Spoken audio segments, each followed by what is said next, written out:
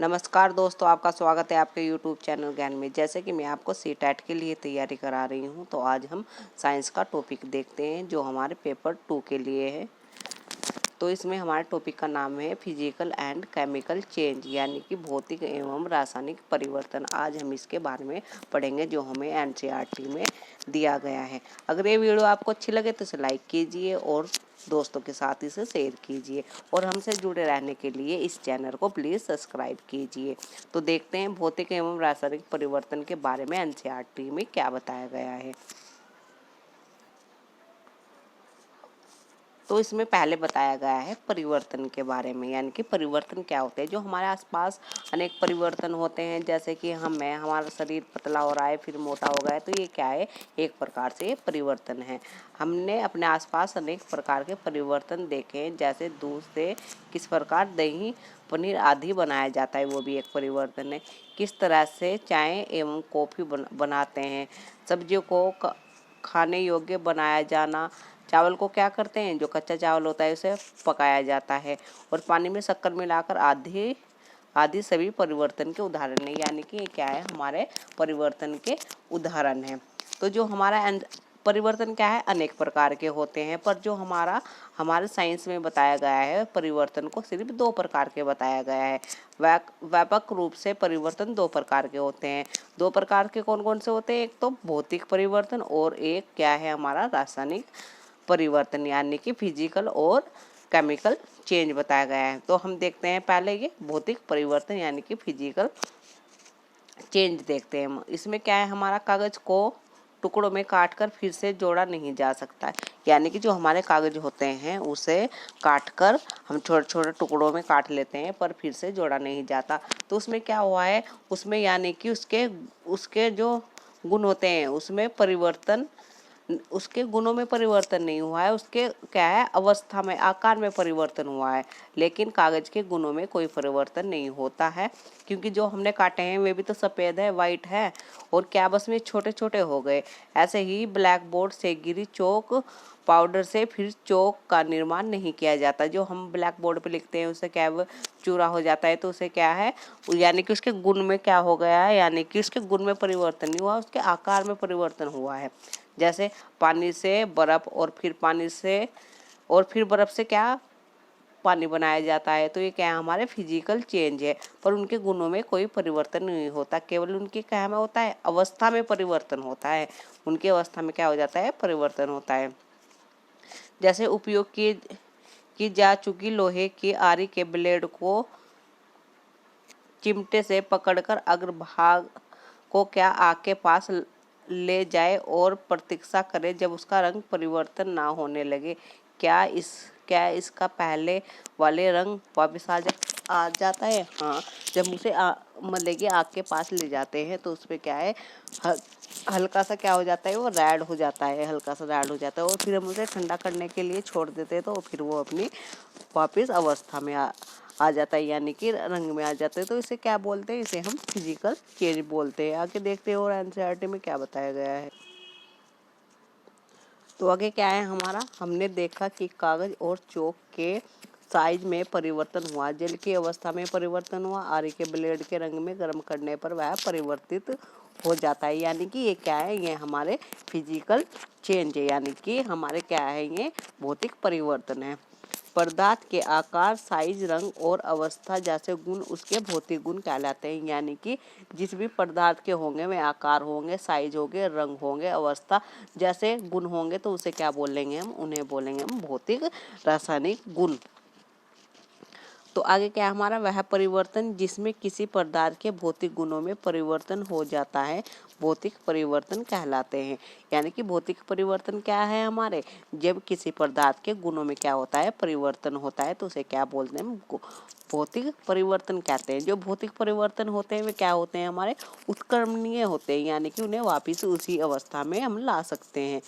और उसमें क्या होता है, ऐसे परिवर्तन में कोई नया पदार्थ नहीं बनता। ऐसे परिवर्तन में क्या होता है, कोई पदार्थ नहीं बनता। जैसे कि हमारे आइसक्रीम है, इसे क्या पहले ये ठोस अवस्था में थी, फिर हमें इसे बाहर रखा या गर्मी में रखा तो ये क्या होगी, हमारी लिक्विड होगी, यानी कि ये पिघल गई।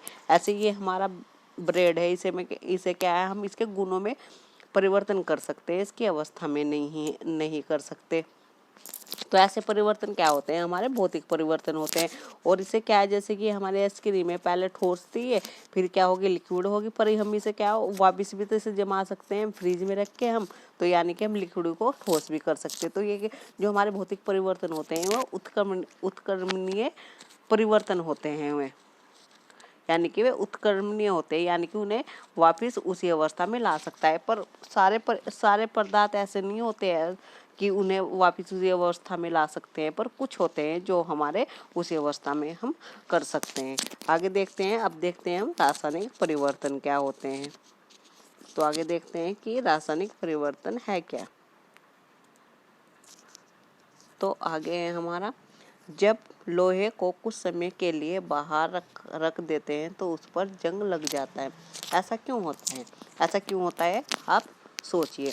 पहले हम देख लेते हैं रासायनिक परिवर्तन। हमने क्या किया है, एक एक्सपेरिमेंट से समझते हैं इसे।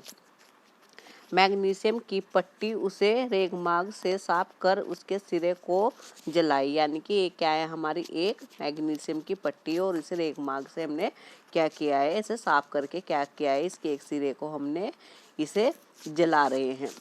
तब यह चमकदार सफ़ेद प्रकाश देता है। तब ये क्या देता है, चमकदार सफ़ेद प्रकाश देते हुए जनने लगेगी। पूरी तरह जनने के बाद ये क्या हो जाएगा, सफ़ेद भस्म यानी कि पाउडर विशेष रह जाएगा, यानी कि इसका क्या बन जाएगा, एक सफ़ेद प्रकार का पाउडर बन जाएगा। यानी कि इससे एक नया पदार्थ बन गया है। जिससे कोई पदार्थ बन जाता है उसे क्या बोलते हैं, हम उसे बोलते हैं रासायनिक परिवर्तन। जैसे कि ये हमारे मैग्नीशियम, फिर ये क्या है, हवा में गया, यानी कि हवा के संपर्क में आया, हवा से इसने रिएक्शन की, तो हमारा क्या बना, हमारा बन गया ये मैग्नीशियम ऑक्साइड बन गया। हमारा क्या बन गया, ये मैग्नीशियम ऑक्साइड बन गया। फिर क्या हुआ हमारा, फिर ये यहीं पर नहीं रुका, फिर क्या हुआ, पाउडर को एकत्रित करे और उसमें जल मिल जाए, यानी कि उसमें क्या करा, फिर हमने जल के साथ रिएक्शन की, मिश्रण को लाल तथा नीले लिटमस पत्र से परीक्षण करा। यानी कि हमने जो हमारा पाउडर था उसे जल के साथ मिलाया और उसका क्या करा, हमने जो हमारा लिटमस था लाल और नीला, उससे उस पत्र से परीक्षण किया।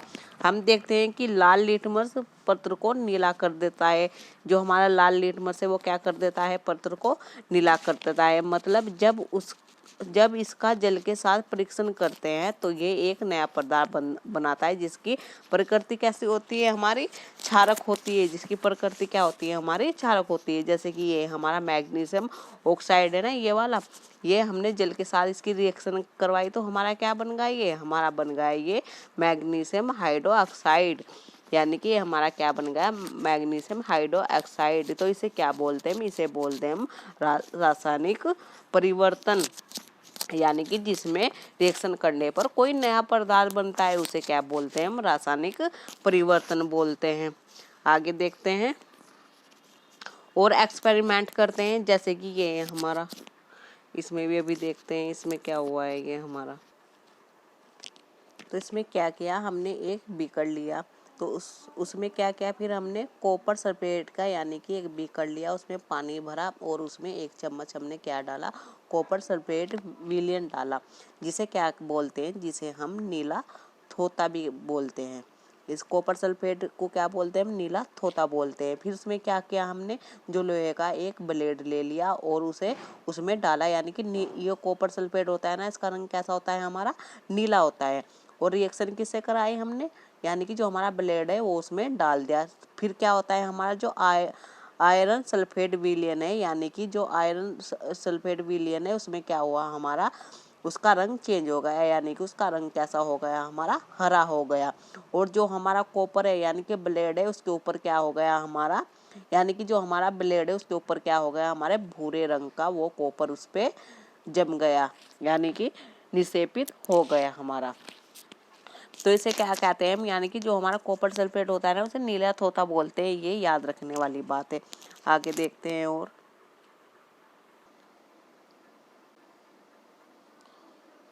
और आगे हम एक्सपेरिमेंट करते हैं। जैसे कि ये हमारा क्या है, जब हम सिरके में खाने का सोडा बाइकार्बोनेट या बेकिंग सोडा मिलाते हैं तो कार्बन डाइऑक्साइड निकलती है। हमने क्या करा, एक परख नली ली, इसमें क्या है हमारा पानी था और इसमें क्या करा हमने सिरका मिलाया। सिरका मिलाने के बाद इसमें क्या किया, फिर बेकिंग सोडा हमने मिलाया यानी कि खाने का सोडा मिलाया। तो क्या होता है हमारा तो इससे रिएक्शन करने पर क्या निकलती है, हमारे कार्बन डाइऑक्साइड निकलती है यानी कि हमारे गैस निकलती है। और जब इस कार्बन डाइऑक्साइड को चूने के पानी में मिलाते हैं तो कैल्शियम कार्बोनेट बनता है, जिसे चूने का पानी दूधिया हो जाता है। यानी कि जब हमारे कार्बन डाइऑक्साइड निकली तो वो इस वाली परख नली में हमने कर ली, यानी कि जो हमारी ये परख नली है इसमें क्या है, ये हमारा चूने का पानी है। तो इसमें मिली ये हमारी जो चूने का पानी है, जो कार्बन डाइऑक्साइड, तो उससे क्या बना उससे बना हमारा कैल्शियम कार्बोनेट, यानी कि हमारा चूने का पानी, यानी कि हमारा चूने का पानी बना। जैसे कि ये रिएक्शन है हमारे सिरका जिसे एसिटिक अम्ल कहते हैं और खाने का सोडा मिलाया जिसे सोडियम हाइड्रोजन कार्बोनेट कहते हैं। तो इस पे क्या हुआ उसमें हमारा बना कार्बन डाइऑक्साइड और अन्य पदार्थ। फिर हमारा जो कार्बन डाइऑक्साइड है उसे चूने के पानी में हमने मिलाया तो हमारा क्या बना, हमारा बना कैल्शियम कार्बोनेट और जल। हमारा क्या बना नया पदार्थ, कैल्शियम कार्बोनेट और जल भी हमें प्राप्त हुआ। तो इसे क्या बोलते हैं, इसे बोलते हैं हम रासायनिक परिवर्तन, यानी कि जिससे हमारा नया पदार्थ बनता है उसे क्या कहते हैं, हम रासायनिक परिवर्तन कहते हैं। आगे देखते हैं और क्या बताया गया है एनसीईआरटी में। फिर क्या है हमारा वह परिवर्तन जिसमें एक या एक से अधिक नए पदार्थ बनते हैं उसे क्या कहते हैं, उसे कहते हैं हम रासायनिक परिवर्तन कहते हैं। यानी कि जो हमारा परिवर्तन होता है ना उसमें एक या एक से अधिक परिवर्तन होते हैं उसे रासायनिक परिवर्तन कहते हैं। रासायनिक परिवर्तनों को रासायनिक अभिक्रिया भी कहते हैं। जो हमारे फिजिकल चेंज होते हैं ना उसे और क्या बोलते हैं, रासायनिक अभिक्रिया कहते हैं। सभी नए पदार्थ हमारे जीवन में रासायनिक परिवर्तनों के कारण ही बनते हैं। जो हमारे जीवन में जो परिवर्तन होते हैं यानी कि जो नए पदार्थ बनते हैं वह किसके द्वारा बनते हैं, रासायनिक परिवर्तनों के द्वारा ही। किसी भी अयस्क से धातु निकालने के लिए रासायनिक रिएक्शन क्रिया करनी पड़ती है। यानी कि किसी भी अयस्क से हम क्या करेंगे, मेटल से धातु निकालने के लिए क्या करेंगे, उसमें रासायनिक रिएक्शन करेंगे। रासायनिक अभिक्रिया में नए पदार्थ के अतिरिक्त रासायनिक परिवर्तन में नई घटना भी हो सकती है। यानी कि रासायनिक अभिक्रिया में नए पदार्थ के अतिरिक्त और क्या हो सकता है, नए परिवर्तन में निम्न घटना भी हो सकती है। जैसे क्या है हमारा ऊष्मा, प्रकाश अथवा किसी अन्य प्रकार के विकिरण जैसे पराबैंगनी का बाहर निकलना या अवशोषण होना या ध्वनि का उत्पन्न होना, गंध निकलना, रंग में परिवर्तन, गैस का बनना, ये भी हमारे क्या है, रासायनिक परिवर्तन है यानी कि केमिकल चेंज है। किसी भी पदार्थ का जलाना एक रासायनिक परिवर्तन है। जलाने के साथ उस सदैव ऊष्मा का उत्पादन होना, यानी कि जो हम किसी पदार्थ को जलाते हैं ना तो उसमें क्या होता है हमारा, वो रासायनिक परिवर्तन है। और जलने के बाद उसमें क्या होती है, उसमें सदैव क्या होती है, हमारी ऊष्मा उत्पन्न होती है। जैसे हमारा क्या है, पटाखों का विस्फोट भी क्या है हमारा, जो पटाखे हम पटकाते हैं ना वो भी क्या है हमारा एक रासायनिक परिवर्तन है, जिसमें क्या निकलती है, हमारी गैस, ध्वनि, ऊष्मा आदि निकलती है, जो आपने अपने आप भी करके देखे होंगे ये एक्सपेरिमेंट। तो ये क्या है, हमारे रासायनिक परिवर्तन है। आगे देखते हैं और क्या बताया गया है एनसीईआरटी में। अब क्या है हमारा, अब आगे देखते हैं हमने देखा जब हम सेब, आलू या बैंगन जैसी सब्जियों को काटते हैं तो उनके रंग में परिवर्तन हो जाता है। असल में ऐसा क्यों होता है, क्योंकि उसमें रासायनिक अभिक्रिया के कारण ही होता है। जब हम आलू, सेब आदि को काटते हैं तो उस पर क्या हो जाता है, उसका रंग परिवर्तन हो जाता है। क्यों हो जाता है, क्योंकि उसमें रासायनिक अभिक्रिया होती है। पौधों द्वारा बनाए गए भोजन में भी रासायनिक परिवर्तन होते हैं। जो हमारे पौधे होते हैं ना, जब प्रकाश संश्लेषण होता है तो वो भी क्या होता है हमारा, वो जब वे प्रकाश संश्लेषण में अपना भोजन बनाते हैं तो वो वहाँ भी क्या होती है, हमारी रासायनिक अभिक्रिया होती है। पाचन में भी एक रासायनिक अभिक्रिया होती है। जैसे हम भोजन को पचाते हैं ना, जैसे हमारा शरीर भोजन को कैसे कैसे पचाता है तो वो भी क्या होती है, हमारी रासायनिक अभिक्रिया होती है। लोहे में जंग भी रासायनिक अभिक्रिया के कारण होता है। मैंने आपको शुरू में बताया था कि लोहे में जंग कैसे लगता है, तो वो भी क्या होती है, हमारी एक रासायनिक अभिक्रिया होती है। जैसे हमारा क्या है, ये लोहा है और इसमें क्या है, फिर ये ऑक्सीजन यानी कि वायु में रिएक्शन करेगा, और जल यानी कि जो हमारा लोहा है उस पर जंग कैसे लगता है, उसमें जंग लगने के लिए क्या होते हैं, हमारे ऑक्सीजन और जल के कारण, यानी कि वो क्या करता है, उस पर जंग यानी कि आयरन ऑक्साइड लगता है या उस पर जंग लगता है। किसके कारण लगता है, उसके लिए ऑक्सीजन और जल का दोनों की उपस्थिति अनिवार्य होती है। यानी कि जो हमारा लोहा होता है उस पर जंग किसके द्वारा लगता है, क्या तो हमारा उसमें जल और वायु की उपस्थिति होनी यानी कि अनिवार्य होती है, उसके द्वारा ही हमारे जो लोहा होता है उस पर जंग लगता है। यदि वायु में आर्द्रता की मात्रा अधिक होती है, यानी कि जो हमारे समुद्र होते हैं ना, उनके पास जो लोहे की वस्तु रखी होती है, तो उस पर क्या हो जाता है, जंग जल्दी लग जाता है। क्यों, यदि वायु में आर्द्रता की मात्रा अधिक होती